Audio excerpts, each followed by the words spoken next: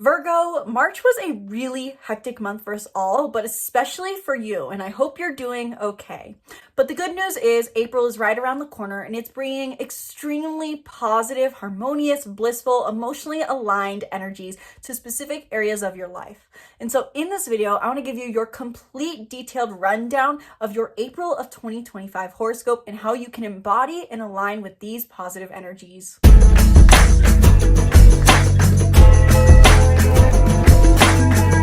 Hello and welcome back to the channel. I'm Isabelle, your spiritual rebel friend, and today we are talking about your sign's horoscope for April of 2025. I say your sign because I heard from last month, I listened, guys, you really did appreciate the longer horoscopes, but I had to find a way to make this a little more efficient. In today's video specifically, I am going to cover the major themes for Virgo in April, transits in April divided by theme and how they will affect Virgos, how the full moon in Libra will affect Virgo, how the new moon in Taurus will affect Virgo, and practical tips for Virgos to work with this energy in April. So regardless of whether Virgo is your sun, your moon, or your rising, I know I have a lot of Virgo suns and rising subscribed to this channel. If you guys are someone who want to not only take in the information of astrology, but also know how to apply it, per usual, watch through to the end of this video where I'm going to share some of my top tips for Virgos to work through this energy presenting itself to you in April. And before we dive into your horoscope today, be sure to book a reading in the link in the description below, where in 1 hour we can dive deep into any and everything you need to know about the upcoming month of April, how it affects your sign and your entire chart. So not just your sun, your moon, your rising, and so much more, as well as other things that may be happening in your chart that you can utilize to your benefit to gain the things you want in life. So not only is this astrology, it's also your personology, so your Enneagram, your Myers-Briggs, and so much more. We can cover it all. Sky is the limit. This is for anyone interested in astrology, self-development, and manifestation. Learn more about readings down below. I also now offer an astrology coaching program where for just $100 a month, you get personalized monthly guidance live on Zoom call. And so if that sounds interesting to you, check out more information about my astrology coaching membership down below, and also check out any of my other offerings that I have, including my astrology bundle where you can learn how to work through different energies in your chart practically for self-care and growth. And you can check out my Master Astrologer course where I teach you how to become your own astrologer and deeply but simply understand the stars. In short, check out all the links in the description below.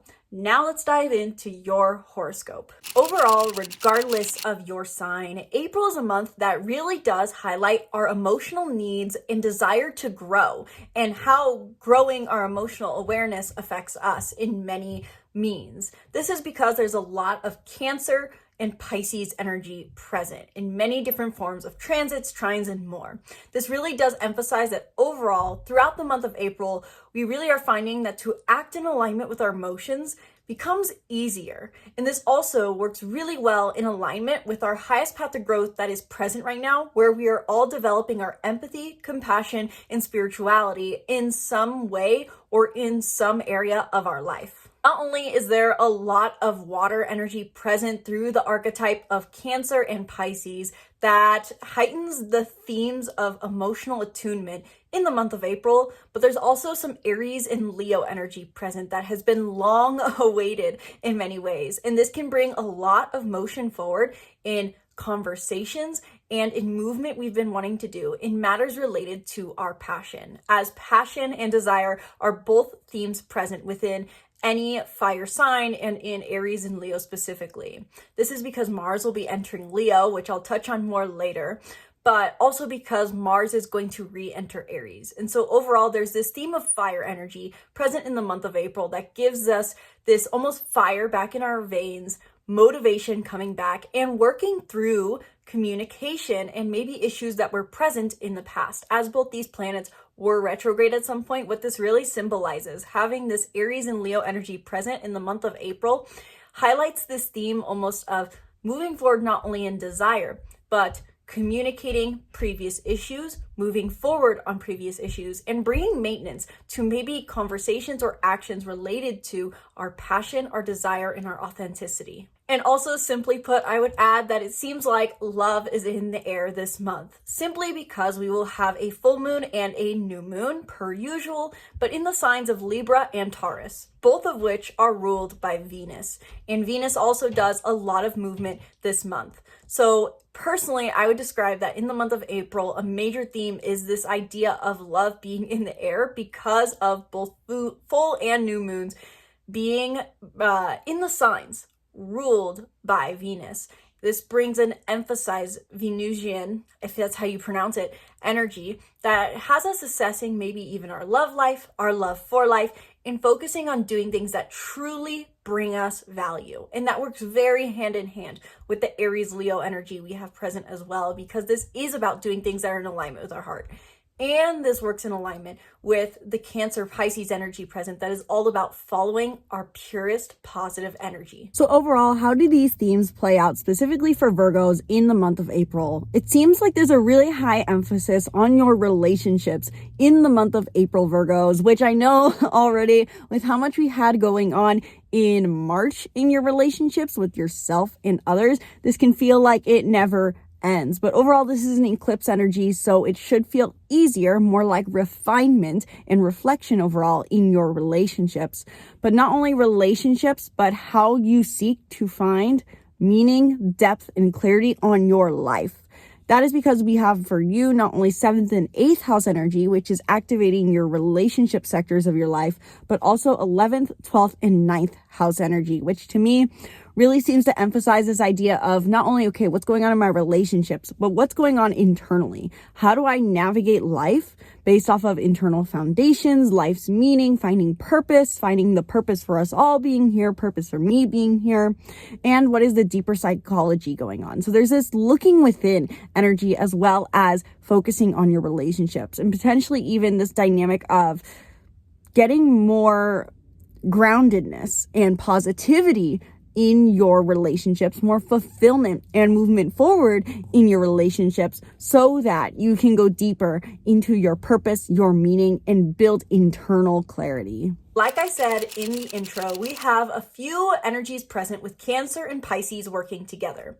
That is because there are a few trines happening this month, two major ones that are working with Mars in Cancer and the energies that are present in the sign of Pisces, specifically Venus, the North Node, and Saturn in Pisces. On April 5th, the Moon and Mars in Cancer will form a trine to Saturn, Venus retrograde, Mercury retrograde, and the North Node in Pisces. And while it peaks on April 5th, we can feel this energy present up to at the start of April, all the way through to roughly the 18th until Mars enters Leo.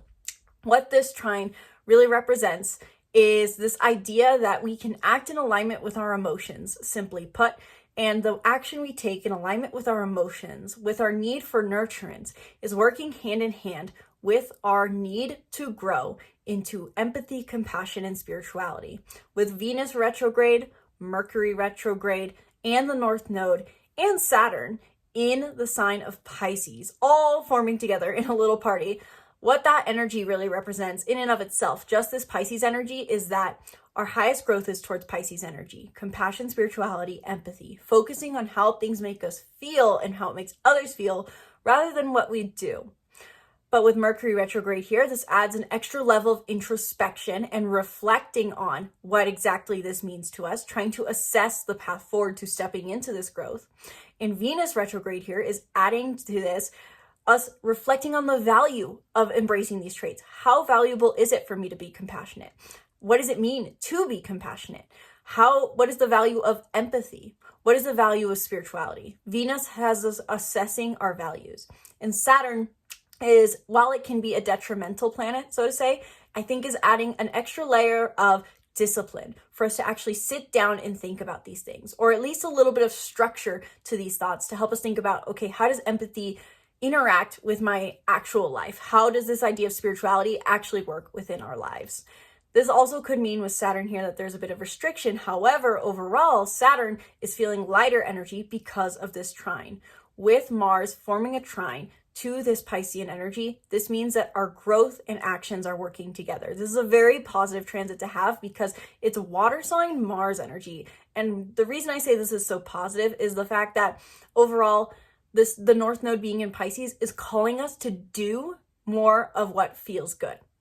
And because Mars, the planet of action, is involved in this could mean that to act in alignment with our hearts, with our emotions, with our need to be gentle becomes much easier. So the whole beginning of this month of April is tainted or painted with this theme of acting in alignment becomes easier. Doing nurturing actions support our growth, and the work we do with our growth and introspection we do with our growth helps us align, take actions in alignment easier. So it's a two-way street. Mars and Cancer supporting Pisces, Pisces energy supporting Cancer. This is a harmonious relationship they have going on. And not only are we going to have the trine between Cancer energy, Mars and Cancer, and all this Pisces energy, but we will also have a grand water trine involving these planets all once again, and the moon in Scorpio. You can look back to roughly February 23rd of 2025 to get some ideas on what exactly may be coming back up for you, because we had a very similar grand water trine on February 23rd. And I will put my card up here, hopefully, where if I remember, where I talked about this grand water trine. On February 23rd, we had a grand water trine between Mars and Cancer, as well as, I believe it was specifically Mercury in Pisces, and Vesta, the asteroid of devotion, in Scorpio. So this is a much more, in a sense, short-lived grand water trine now, because the moon is evolved and the moon is involved, to clarify my words there. The moon is involved and the moon moves much faster. So this is a short burst grand water trine, but this also goes hand in hand with the trines we are having between Cancer and Pisces energy in general at the beginning of the month. And so when we have this grand water trine, when the moon's getting involved, it's adding that extra layer of emotional awareness, emotional depth, emotional understanding, and emotional drive to make it so that all our different forms of emotional being are on the same page to act in alignment, grow in alignment, and feel in alignment. This means our heart, our actions, and our growth, our high self, are all on the same page. This is a very positive energy to embrace. You can simply put on or around this day, feel the sense of emotional clarity on what it is you need to do to remain devoted, connected, and aware of your emotions, to act in alignment with your emotions and act in alignment with your highest self. I would definitely recommend during this day and during these grand water trines in general, to notice and pay attention to what it is you feel called to grow to, what it is you feel you need to do more of to act in alignment with your emotions, and what natural actions come up during this time. How exactly will these Pisces Cancer trines play out for Virgo specifically, whether it's sun or rising?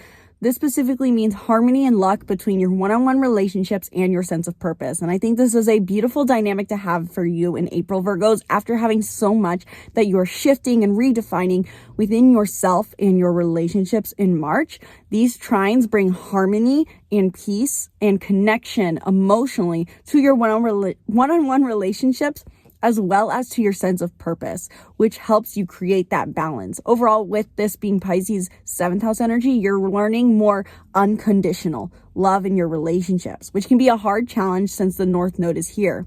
But not only are you experiencing connection, someone's pulling up in the parking lot behind me and probably thinking I'm crazy for filming in my car, but we're just going to work through it anyway and pretend that's not happening. But because the North Node is here, cultivating unconditional love in your relationships can be extremely hard. But the trines that we have to Mars in Cancer in your 11th house means that maybe this can become easier as you find more purpose and connection to a community and to your sense of meaning, for your impact, for the reason why you are here. You're connecting to your individual sense of purpose, and this is positively benefiting, rewarding your one-on-one relationships. We also have a lot of energy present in the sign of Pisces throughout the month of April, which means that, simply put, we are all starting to prioritize and focus on what our next step to growth is. Like I said in my March horoscope, there was this theme with the solar eclipse being in Aries that we know, with the North Node currently being in Pisces, that we know we need to grow into more empathy, compassion, spirituality in a certain realm of life over the next 18 months. But we had to wrap up some stuff first with Aries themes. Well, we finally wrapped up those Aries themes, and now we're getting sent more Pisces energy as a way to encourage us to focus on what our next step to growth is. Starting off specifically on April 2nd and 3rd, Venus retrograde conjuncts the North Node in Pisces, which means we are assessing the value of our growth, assessing the value of Pisces energy and how that can help us overall, grow as people. Then on April 7th, Venus retrograde is conjunct Saturn in Pisces, since Saturn and the North Node are quite literally basically hand in hand with each other this entire month. And so when Venus retrograde is conjunct Saturn in Pisces, this can emphasize the need for discipline to assess our values, to actually sit down and focus on, okay, what do I need? It can also make us feel a bit more restricted potentially in our ability to assess what we value, feeling like there maybe is less that we value in general. And that's something to be patient with. Overall, Saturn does remind us of patience. And then more importantly, on April 7th, Mercury stations direct at 26 degrees of Pisces, which is very, very important. I think roughly, if I was going to remember off the top of my head, Mercury was last at these degrees of Pisces at the end of February, right before it entered Aries on March 3rd of 2025. It entered Aries. So you can look back to that time period. What were you trying to move forward over that period of time?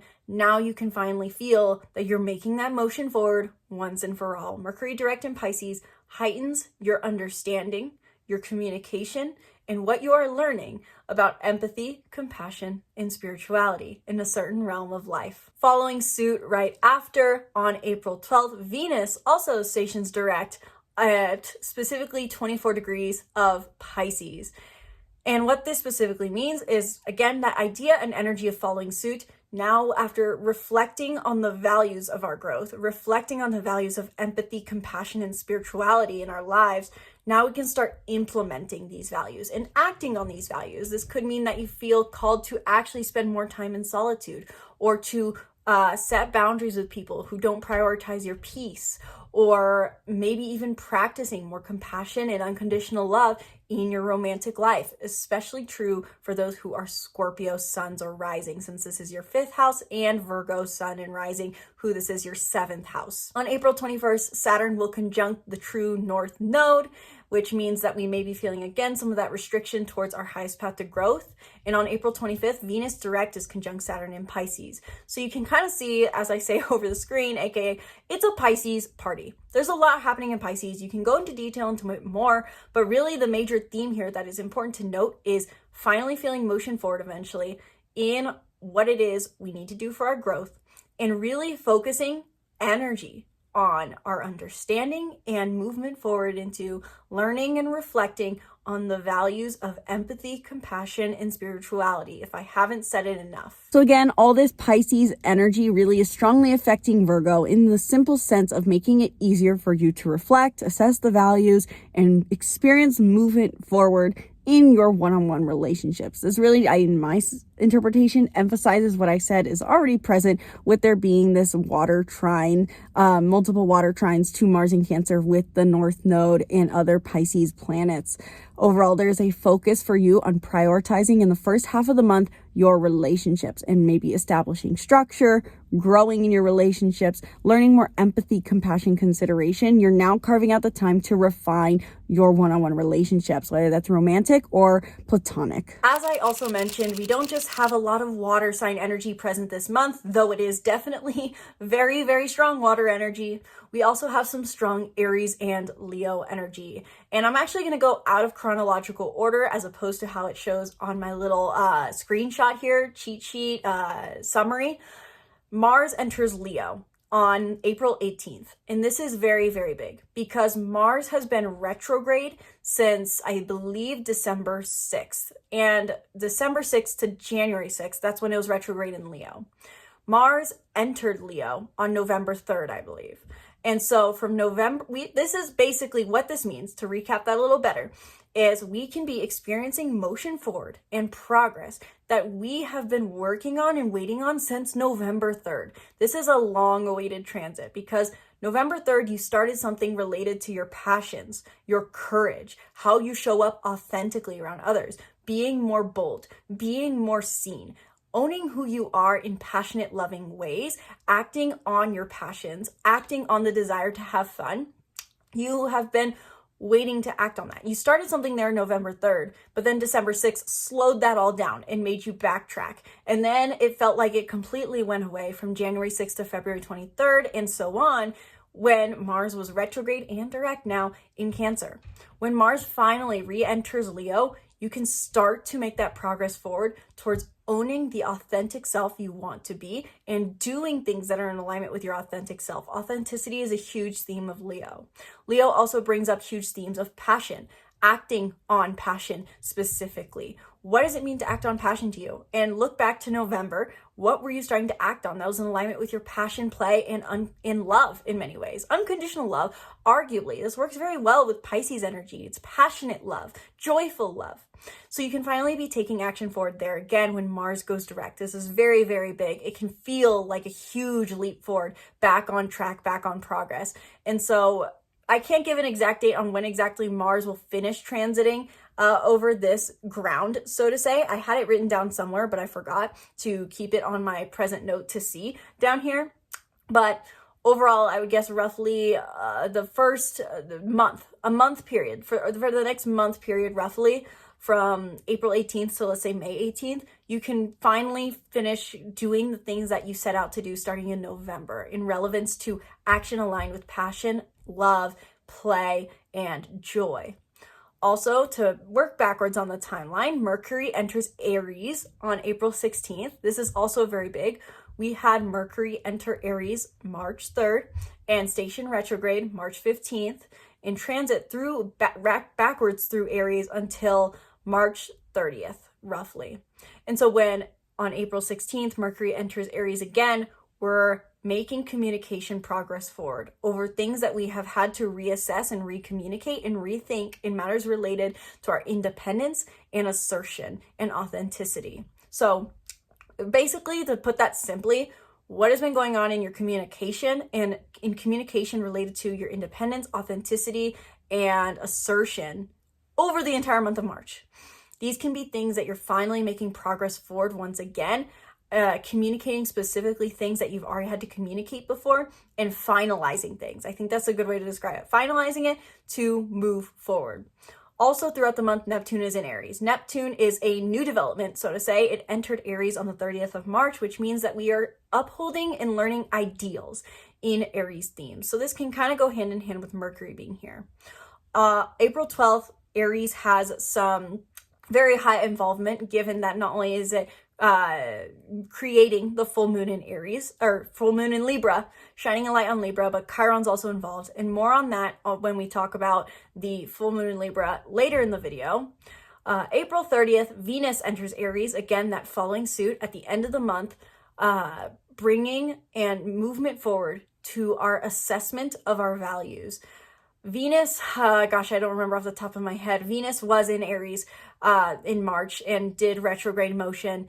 I honestly don't remember off the top of my head, guys, but you guys know the dates. I know, because you guys, if you're following my channel, you tend to know all these transits going on. You guys usually aren't total newbies. Apologies for the newbies who are here who wanted the information, but April 30th, when Venus enters Aries once again, we can feel motion forward when it comes to assessing the value of our independence. And you may be actually acting on these values of independence more, whether that's in your love life or in your love for life, prioritizing beautiful, harmonious, pleasureful things in your life that bring you independence and authenticity.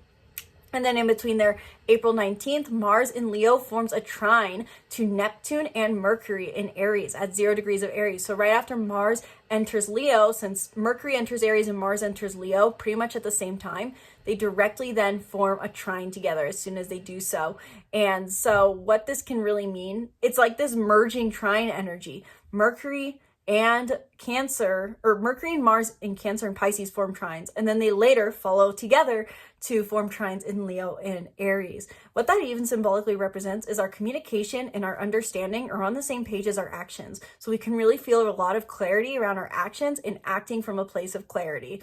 And when this specifically happens in Aries and in Leo, this can mean that we are acting and speaking in alignment with our authentic passion and joyful desire. So Virgos, it sounds like in the first half of the month, you're really focusing on your relationships and emotional harmony here and your connections to the outside world, really. How you interact one-on-one and with groups, and how you interact with others in unconditionally loving ways, and how you find a sense of purpose and find personal fulfillment through that. But then halfway through the month, this maybe shifts into more challenging energy, so to say, but I don't like saying the word challenging, more so introspective, let's use, because you shift this energy from 7th and 11th house to 8th and 12th house, which is a lot about doing inner work and going into deeper psychology and going deep within yourself and overcoming your shadows and recognizing your unconscious fears. When we have 8th and 12th house energy combined, this really does put an emphasis on doing inner work oftentimes, as opposed to when we have 8th house energy standalone. This can be more focused simply just on relationships, or 12th house just on introspection. But there is, when you have these combined, a focus on deep introspective work. But you're experiencing motion forward here, since this is Aries and Leo re-entering, or Mercury re-entering Aries and Leo. Wow, words. Restarting that sentence, guys, but not going to cut this segment out because I'm probably going to forget to. So this is motion forward with your inner work. This is motion forward, understanding your shadows so that you can get more clear on your passionate desire. This is positive movement, though it is introspective and maybe asking you to heal your shadows, because this is Mars and Mercury re-entering signs that they have been retrograde in. So there is progress forward here, progress forward that you have been waiting on in matters related to your intimate relationships, your relationship with solitude, and how much passion, desire, and authenticity and courage you enable in these areas and themes of your life. Uranus also plays a big role in the month of April, given that Pisces energy, different planets in Pisces will be forming sextiles to this planet Uranus that is in the sign of Taurus. Uranus and Taurus at large brings up themes of, for us all, how or where or what we need to do in order to innovate in matters related to our stable senses of security. It brings us unexpected change, specifically to what is secure and material in our life, to ask ourselves, what does security mean to us and what does self-worth mean to us? And this is accentuated for Aries, Sun, Moon, and Rising, because this is your second house. But overall, Taurus as an archetype in general has a lot to do with what is stable, both our emotional stability and our physical. And so throughout this month, Uranus in Taurus is involved in a few different sextiles to Pisces energy. And what this represents is that our overall growth energy, our energy of learning compassion, empathy, and spirituality is also going positively hand in hand with the work we've been doing since 2019 with our self-worth, our sense of security, our emotional security, and our physical security. On April 4th, when we already at the beginning of the month have this Pisces Cancer energy trining, forming positive relationship to our emotions, Saturn in Pisces will form a sextile to Uranus in Taurus. And with that in mind, this brings an energy of stability and structure and discipline to our self-worth. The work we are sitting down to do, the focus and determination we are bringing to our growth journey about learning to be more spiritual and set boundaries is going hand in hand and working positively with our finances, our self-worth, and what is considered stable. There's like a little flurry over the screen right here. I know I can see it in the camera. I'm sure you guys can too, and you're going to say something later. I actually had someone say that like that was a spirit. Maybe it is, maybe it's dust. Anyway, this also works other way, contrarily, in the sense that when there is any sort of aspect to Uranus, this means that Uranus is activated to bring change. So it could be possible at the beginning of the month, April 4th, there could be something unexpected shaking up the Taurus area of your life, depending on the house it's in, that shakes up your sense of stability, your sense of comfort, your sense of groundedness. And this goes positively hand in hand with the discipline and structure you need towards your growth journey. Similar themes will rise up once again on April 8th when Venus retrograde in Pisces forms this same sextile to Uranus and Taurus. However, this is more about the values we are assessing in regards. So something unexpected could happen once again to what makes us feel stable emotionally and physically. And this causes us to gain further insight into what it is we value as far as empathy, compassion, and spirituality. It could be in an extreme but not realistic scenario. It could be let's say you're losing some form of physical asset with Uranus and Taurus involved, and it's something you thought you valued, but then it helps you realize that that's not really what gives you a sense of security, and it actually helps you step into more spirituality and unconditional love because you realize that it's not something that makes you feel positive. That's how I see this Pisces Uranus energy working out. And then on April 20th, 25th, the North Node in Pisces is sextiling Uranus and Taurus with Venus now direct. And what that means is that the themes that came up around the 8th could be returning on the 20th, related to your self-worth, your value, the things that are stable. But also this is even more so in alignment with your growth because the North Node is involved. This is pushing you in a positive way towards your growth journey. Overall, I would say because this is a sextile and because this is Pisces energy with the North Node being material gain, I would say this could be a positive shift overall in people's finances or in something that provides them a sense of security. This could be financial positivity. This could be emotional positivity. I think this is a very, very positive expression of Uranus. So with these Uranus sextiles, how are they specifically going to affect Virgo? What I'm seeing with this, because this is your 9th house, is that this can tie to, in many senses, the themes that maybe came up for you at the beginning of the month with the trines we had to Mars and Cancer in your 11th house of purpose, because the 9th house is the other house of purpose.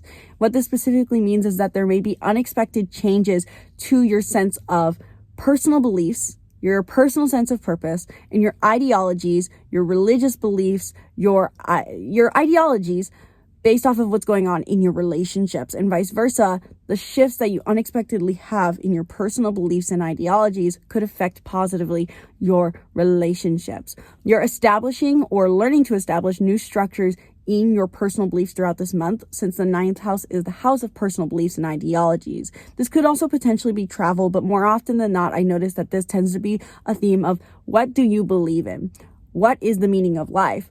How do you find meaning in life through your personal beliefs, whether that's Buddhism, Christianity, veganism? This could be any sort of personal belief structure. It's getting shaken up this month positively to positively affect your life meaning, as well as positively affect your one-on-one relationships. The full moon in Libra, simply put, as basic themes, brings themes of fruition to our peace, fruition to our diplomacy, fruition to our morality, and fruition to our connections, especially for those who are Aries, and this is their 7th house. Overall, I do think the fact that the South Node has been in Libra plays a very important role in this full moon, since it's tied to the eclipse. So how are we keeping the peace for the sake of peace, but it was really causing inner conflict? And how is it not in alignment with our authenticity? That was a theme from mid-2023 till 2025. And so with this full moon being in Libra, tied to an eclipse that is wrapping up themes related to this North and South Node journey around authenticity, we may feel that we're finally experiencing the fruitions of this is what connection and peace should really mean, under the basis of the changes I've finally initiated in matters related to my independent self, my authentic self, and being more assertive with who I am. So the full moon in Libra brings this fruition to this story. There's also a few other things involved that also accentuate this theme as well, of being tied to Aries energy, which I mentioned in my my Aries section probably.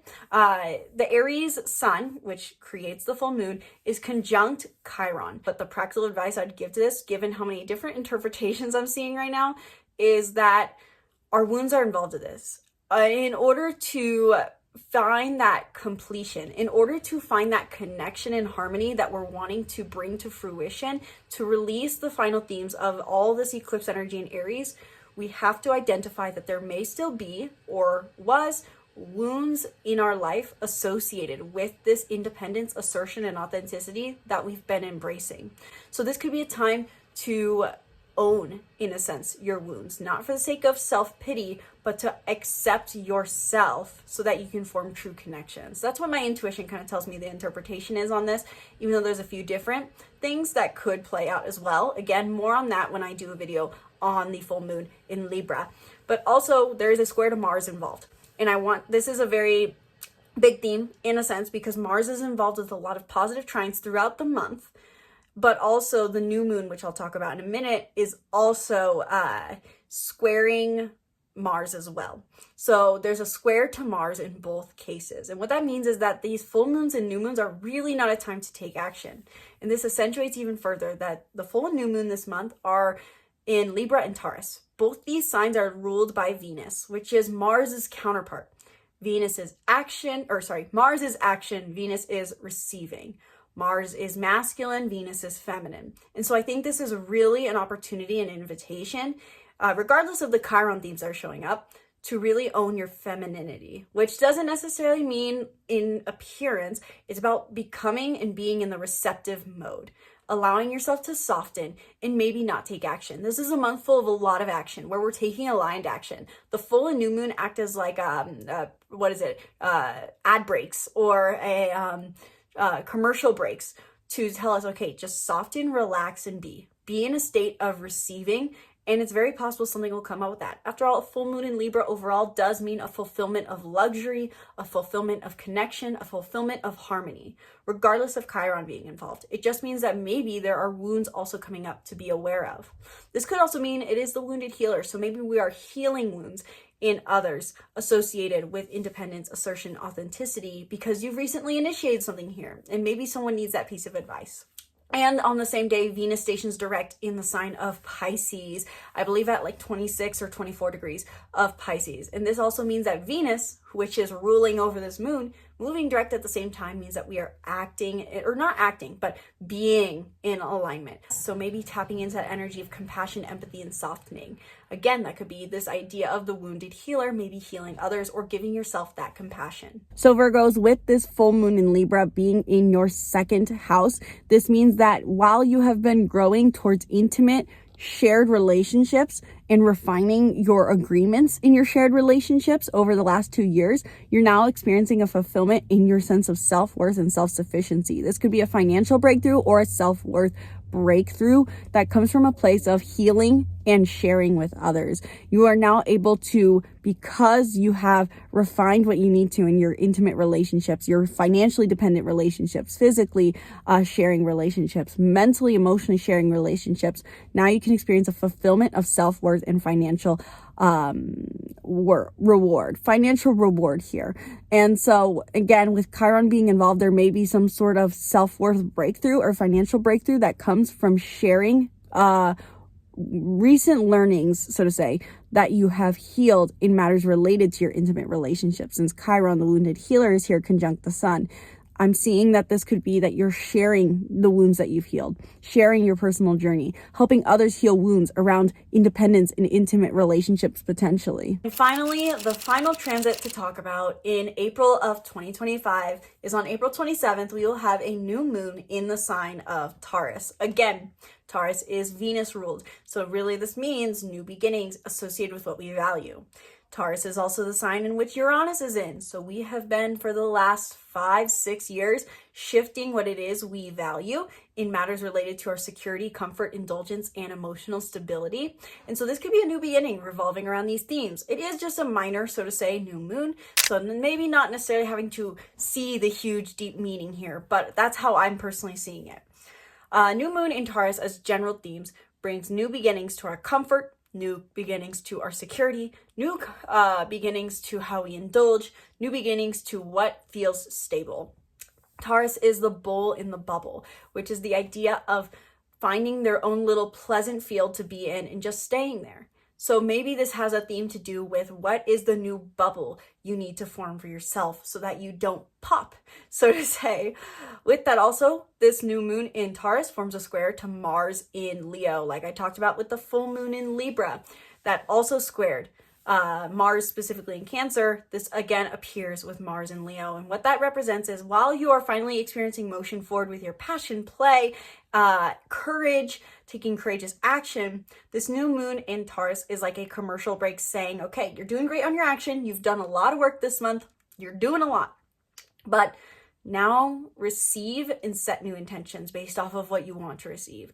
Align with your values. Again, ruled by Venus. Venus is the opposite, the other side of the coin to Mars. Mars is masculine, Venus is feminine. And so with a new moon in a Venus-ruled sign, squaring Mars, it really does accentuate this idea of focusing less on action and more on intention. And I think that is, when we're talking about new moons in general, there is sometimes the do something new approach, and then there is the set new intentions approach. I think this really leans into the set new intentions approach in the sense of send out the signals to the universe for what it is you want to receive and be, and based off of what you value, and let the universe guide you forward. It also then, therefore, is squaring Pluto in Aquarius, and during that, therefore, I mean, Mars is opposing Pluto in Aquarius. So two things happening there. With the new moon squaring Pluto in Aquarius, this means that the new beginnings that we are taking into place, that are wanting to be set in stone in our material reality, may not go in alignment with the innovative ideas we've been coming up with. Meaning that over the beginning of the year, you may have felt like, okay, I need to change this pattern. I need to be this different person. I need to innovate something in my life. I need to let go of this idea of materialism. I need to be detached. But Taurus is very material. And so the new beginning that you want to initiate may not feel in alignment with that. And given that Mars is opposing Pluto in Aquarius right now, it simply means that there's a push-pull dynamic, I think, between what is the most passionate, mundane thing for us to do versus what is the most spiritual, detached, intellectual growth version of us to do. The most human version of us and the most superhuman are at odds, so to say. And I think Taurus is basically forming as a mediary in a sense, even though it's let's back that up a little bit, actually, to explain this metaphor a little bit better. Whenever we have a square that's at 90 degrees, right? And even an opposition is two other ends of the spectrum. Mars is opposing Pluto in Aquarius. Mars in Leo, Pluto in Aquarius. What that means is that they're at a standoff. They're not seeing eye to eye. They're staring at each other, so they're seeing eye to eye technically, but they're not wanting to meet in the middle. And so we need to have something in that energy that helps us meet in the middle. In a way, how I'm seeing this, the new moon in Taurus is forming as that mediary. It's not necessarily the best mediary because it's squaring. It's not necessarily going to be this diplomatic, harmonious mediary, but it's basically standing in between the standoff saying, enough, I'm done with this. This is just what we're doing. Like a Taurus, like a stubborn bull really would be. So the new moon in Taurus is trying to be this mediary for this energy of passion versus innovation, fun versus humanity, almost, so to say, or even simply put, just follow your joy versus follow your growth is actually really how I would describe that. Following joy versus following growth. The new moon in Taurus helps us meet in the middle and say, I need to just initiate something new in alignment with my values that I've been changing, growing, and innovating. And I just need to align with the intention. Also, there is a sextile between Uranus and the North Node in Venus, still activated throughout this period, which means Venus is involved in a positive aspect to Uranus in the same sign. So focusing on, if I can really explain the connection here, Uranus rules over Aquarius. Pluto's in Aquarius in a negative aspect, but Uranus is in a positive aspect with this new moon, and Venus, the ruler of Taurus, is involved positively in this new moon. And the North Node is also involved positively. The North Node being our next highest path to growth. So it may even in a sense feel like there's an opposition, opposing views going on somewhere in your life, but it's not to let it take your attention. It's distraction almost, it seems.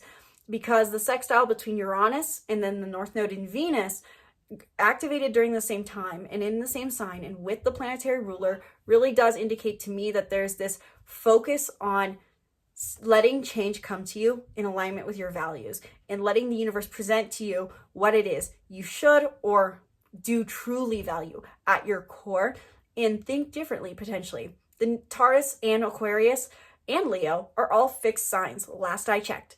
And so there's maybe this fixed mentality that is being encouraged to let go of. Maybe the best way to overcome this maybe challenging energy of fixed point of views is to let go of fixed point of views and just focus on what you value and change your way of thinking. That is encouraged because Uranus is having a positive aspect during the same time of this new moon. So how exactly will this new moon in Taurus play out for Virgos? I would simply say that this ties a lot to the themes that come up with the Uranus in Taurus sextiles to the North Node in Pisces and other planets in Pisces, meaning that when throughout the month you are experiencing unexpected shifts or unexpected events that shift your personal beliefs and ideologies.